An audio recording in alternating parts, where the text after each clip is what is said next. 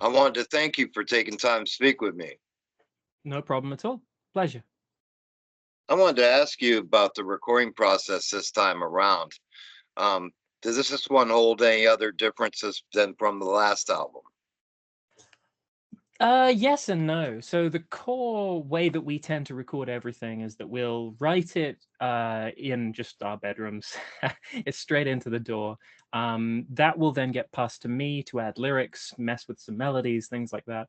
And then we head to London to our producer Richard Campbell, Studio Orpheus, and we'll do the drums and the vocals for each song on like a single day. So we'll turn up, and in the morning we'll do drums, and in the afternoon we'll do vocals, and then we'll go away and we'll do that for the whole album. And then once that's done, we will record all the guitars ourselves, and then we will send it off to be mixed. Now, the difference with this album is that we used a different mixing agency. We used Fascination Street in, I want to say, Sweden. And that's sort of like up to the game when it comes to sort of the professionalism of some of the mixes. It's changed the sound like a tiny little bit, but in terms of our process, in terms of what we did, very, very little changed. And I wanted to ask about the video for Dawnbreaker. How did that go for you guys? Uh, it's quite the story. So the video itself was fine and great, and we got we essentially just found some people who do lasers and some people who could help us with the filming, and put that together. But on the day we were going to go and film it, we arrived and everything was fine. We got everything in, everything was great, and then Cal and Ed drove down the road maybe 2 minutes away to go and get some drinks, because we were just running low on drinks, and it was going to be a really hot shoot because of all the lasers and stuff. Um, and they somebody just crashed into the front of the van. So we spent the entire day that we were filming that jumping between like, okay, let's do a take, and then let's sort out insurance documents and try and get Ed's van fixed. How are we getting home? Oh, we need to do another take. Great. Okay, do we have transport for the drum kit yet? Otherwise, that's going to stay in London, and we're going to get like scalped by storage people or hotels or something. Um, yeah, it was wild. And I wanted to ask if you could speak on two of my favorite songs. One is Hold Your Hearts Again, Mhm. and the other one is Eternity. Both of them Mm. tracks really resonated strong with me. I felt that they were standout tunes to me on the album.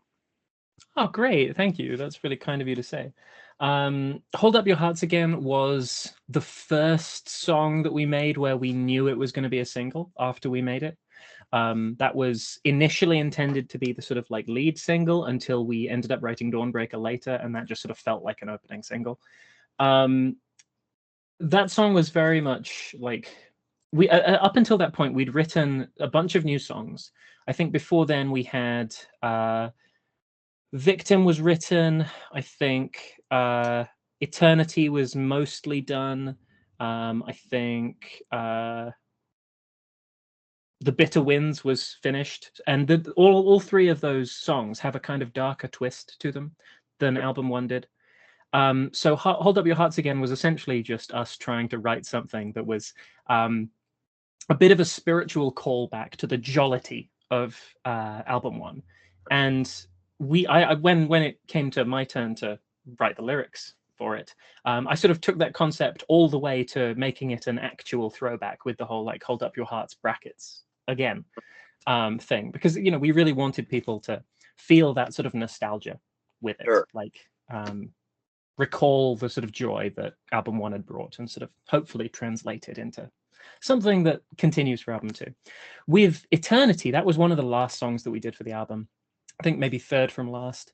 Um, and that was one of the ones that Cal, who's our drummer, who does most of the arranging, um, was really particular about. It was his baby for a really long time, because it was something a little bit different to what we'd done. It was very orchestrated, right? Like there's so much going on. We've never used any kind of Japanese instrumentation before now, and he really wanted it to have that feel.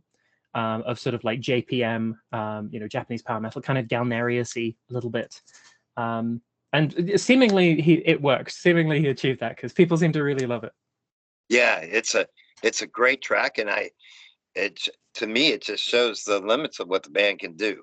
Thank you. You guys are limitless in what you can do musically. I think you guys can take on any challenge. High praise. We really appreciate that. I wanted to also ask you, how did we get here? How did fellowship become a reality?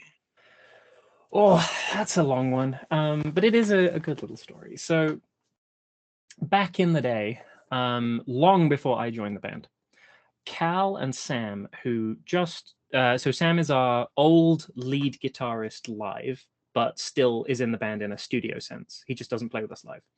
But they were the two founding members of Fellowship, and they just happened to live in the same little town in the east of England, and they had been playing in local bands for years and never really came across one another, and eventually they sort of ended up meeting, and they had very similar tastes in what they thought was good in bands and what they wanted to make.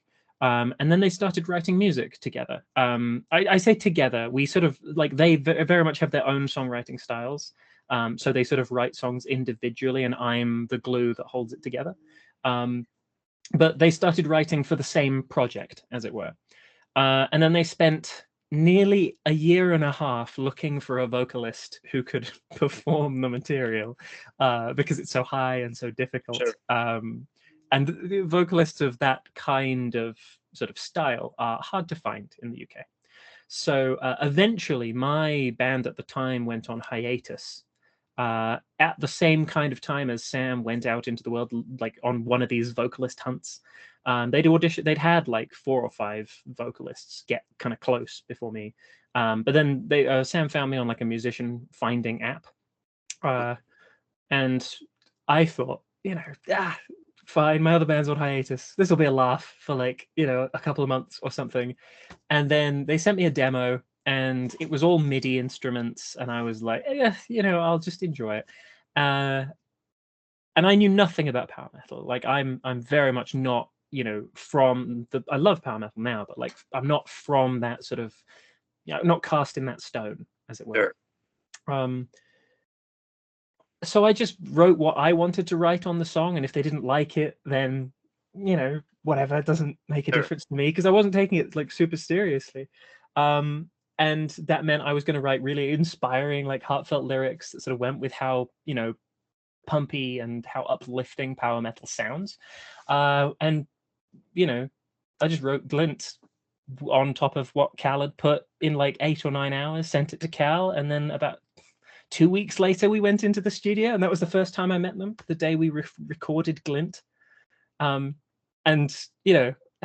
turned up in the studio kind of nervous to meet people, nervous to like sing this high stuff, Sure. these crazy notes. And then we did the recording. We sort of got to know each other, and at the end of the day we had this funny moment where we were sat with Rich, who's just someone Cal knew. I think they recorded a previous album for Resin Wolf, their old band, together. We were sat there, and Rich played back what we'd done with the drums and the vocals, like largely tuned and sort of done, and still MIDI guitars and stuff. And we just sort of like listened in silence. Then we looked at each other, and we're like, "Oh damn, damn! This is like a real thing now, isn't it?" Yeah. And from that, literally that moment just like locked it in. And from then on, everyone took the band super seriously. Like we just knew we'd stumbled upon some magic combination of my weird musical theater prog lyricism and Cal's like particular bent of Hmm. power metal, and like that real uplifting feel that he brings to his songs, and that together just felt like something special. I also wanted to ask you, the album cover is absolutely amazing, and it goes very well with the album. I wanted to ask you if you could speak on the concept of the album cover and the artist that was involved. Yeah, so it's the same artist that did our first album. His name's Peter Salai. He's a drummer in his own right, but for work he does art for basically all of power metal at this point. Like every good power metal cover you see, it's probably done by Peter. He's very prolific, and he's very, very good. We actually tried somebody else first, just because we wanted the album to have a little bit of a different flavor to album one. So we tried another artist. And if you buy the vinyl, the inner sleeve of the vinyl still has that artwork, but we didn't feel like it represented the album as much as we wanted it to. So we went back to Peter. We knew it wanted to be purple. And then every album that we make has a narrative to it, to the point of, with album one, we released a novel that came out alongside it, where sort of chapter for chapter, each song is a chapter in a literal sense. And we're doing the same thing for album two. The novel is just taking a little bit longer because I had to make all the music videos. So that's taking a little bit longer, but I still knew what the narrative was going to do. And the album generally is a story of, it's like an anecdotal story of oppression and of resistance to sort of like tyrannical government in this like feudalistic world. I won't give away too much of the story, but like this is just one particular moment in the story that looked or felt like it would be a particularly good sort of album cover of somebody destroying this like silver star, which is a weapon in the story. Destroys the silver star in front of the big sort of castle under an iron sky where all of the magic in the air has gone purple. So it's a big set piece basically, and it's a literal thing that happens in the scope of the sort of Fellowship world. I wanted to ask you as well if you could tell me, were there any tracks that didn't make the album, and are they put back for a future release? Yeah, there's only one, which is my track. So cry. No, so on album one, I wrote a song called "Saint Beyond the River," if you know it, and it's very like different to the other two songwriting voices on the album. Cal is very like Galnerius inspired. He's very like core power metal. Sam is a little bit more towards the sort of pop punky side of things. He's written songs like Victim, Okenash, King of Nothing, World Ends Slowly. And my songwriting style doesn't really fit between them so much as it's kind of over here, in that it's a bit more folky. It's a bit more like, I'm not religious, but it sort of sounds religious, if you know what I mean. It's got that like almost like crowd sort of worship music sound to it. And that fit on album one.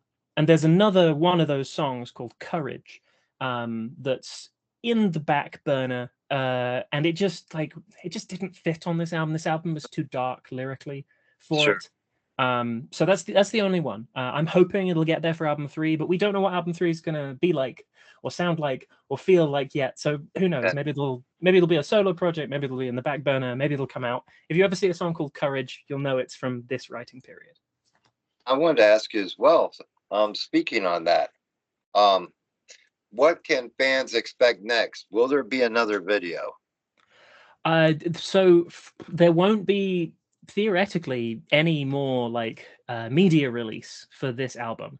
Videos are time consuming and expensive, and our like immediate future is full of touring. So we have two shows this year just after Christmas, so like the 28th and 9th that are in Germany. We're doing a full national UK tour in the end of January through the sort of first half of February. We're going out again on an as yet unannounced tour that I can't tell you more about, but we're going to be spending a lot of time there. So yeah, we've got a lot on our plate, and we don't want to like overburden ourselves in between when the album's already out. So. And I wanted to ask you as well if you could speak on your musical background. At what age did you begin? So when I was 5 years old, I was in a very, very bad car accident. It was on Boxing Day of 1998, I think, and an old man came down the slip road on the motorway the wrong way at about 90 miles an hour. I was in the back of my parents' car at the time. I ended up in hospital for a really long time. I had massive PTSD. I lost half my sort of digestive organs. I'm fine, but like it meant that I was very addled as a child. I was very like socially deprived for about 6 months to a year. And the PTSD meant that I'd stopped speaking entirely. And as part of therapy for that, I started singing. And it turned out that the singing helped with the PTSD, and it just turned out I could hold a tune. So I started singing lessons properly, and then I just sort of did that casually until I was about 12. Sorry, no, I was 10, and I was recruited into the National Youth Choir. So I was still doing like largely church music. And then from there, I ended up leaving the National Youth Choir, moving into more sort of musical theatre, opera-based things. By the time I was 17, I was scouted by Opera UK, which is the biggest opera agency in the United Kingdom, and I trained under their CEO for 2 years.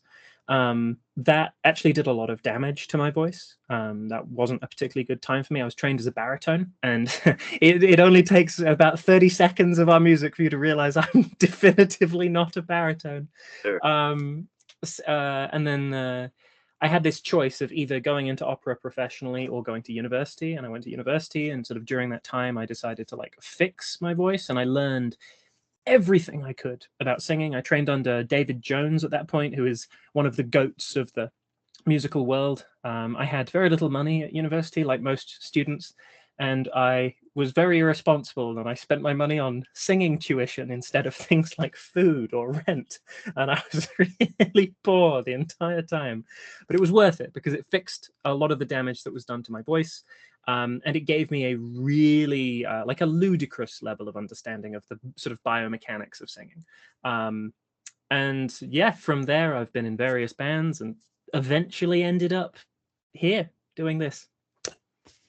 I wanted to ask you as well, along at the time working with your vocal coach, what was the biggest takeaway you got from working with her? Oh, that's such an enormous question. Learning the mechanics of compression on the voice. So this is the relationship between the adduction of the vocal ligaments and the amount of air that passes through those ligaments at any given time. And the myriad of ways that you can alter both of those elements to construct a tonal change as well as a robust sort of vocal or robust phonation, basically. Mm-hmm. I could get incredibly nerdy for a really long time and derail this interview completely by talking about that. But yeah, essentially learning the foundational ideas behind what the voice actually is.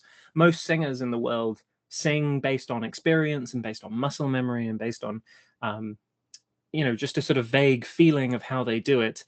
Very few singers take what I think is a truly crucial step in actually understanding their instrument and the mechanics of their instrument in the same way that any instrumentalist needs to. You would never have a guitarist who doesn't know how frets are put onto a guitar or like what the bridge does. You have Sure. to know these things. And Yeah. vocalists are kind of exempt from this just because you can't see or feel what's actually going on inside your larynx, where there are very little, basically no nerves. I wanted to ask you as well, what is the best way to get a physical copy of this album and any merchandise that you have? So if you want a physical copy of the album, you'll need to go to our record label. That's scarletrecords.it. They will be handling all of the CD and vinyl purchases.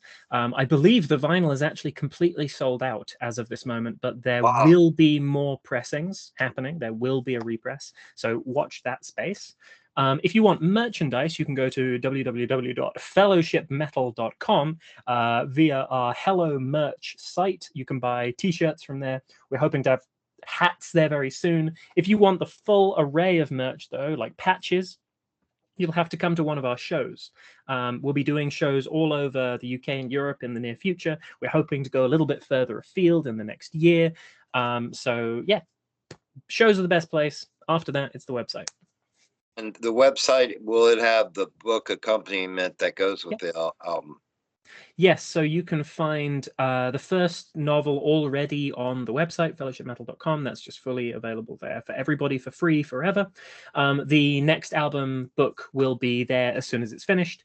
And hopefully, we will have physical copies of both books in one at shows sometime this year. Great, great. And lastly, I wanted to ask you if you could give a message to your fans, what would that message be? Just an enormous thank you. I know that's very cliche to thank people, but whenever a band releases a debut album that's been as well received and sort of explosive in the like in within the genre as ours was, it's really tempting to compare everything, and we sort of knew that like that we love this new album, and it's very like it's a slightly different flavor of Fellowship, and we very much didn't want to just copy album one or do more of album one. We wanted to change. And changing means, you know, upsetting some people or going in a direction that some people don't want. But through and through, almost everybody has stuck with us and gone, I'm willing to give this a try. I'm willing to take this for what it is, and enjoy this like slightly darker iteration of Fellowship. And I just wanted to, you know, when we represented so much joy, for us to go a little bit darker was, you know, kind of a daring move, dare I say. But people have stuck with us. People have found the joy in this new record as well. And I'm just really grateful for that. I wanted to take a moment to thank you for creating an album that I enjoyed from top to bottom, because I had missed the show on the first album. So after upon listening to this one, it took me to your first album. And I have to say that I personally, as a new fan, appreciate the step you've taken with this album, because of the fact that, you know, I want a band to give me them surprises, to give me that new look, to show growth in the band, and you definitely show it. And I think, you know, it was hard for me to pick two tracks for us to talk about today about on this album, because it's that good. And thank you so much. That kind of work, my friend. Really couldn't appreciate those words more. And please feel free to update me at any time with any new news as it comes about. Absolutely, will do. All right, take care, my friend. You have a great rest of your day. Yeah, you too, my friend. Have a good one. All right. Au revoir. Cheers. See you, Bob. Bye.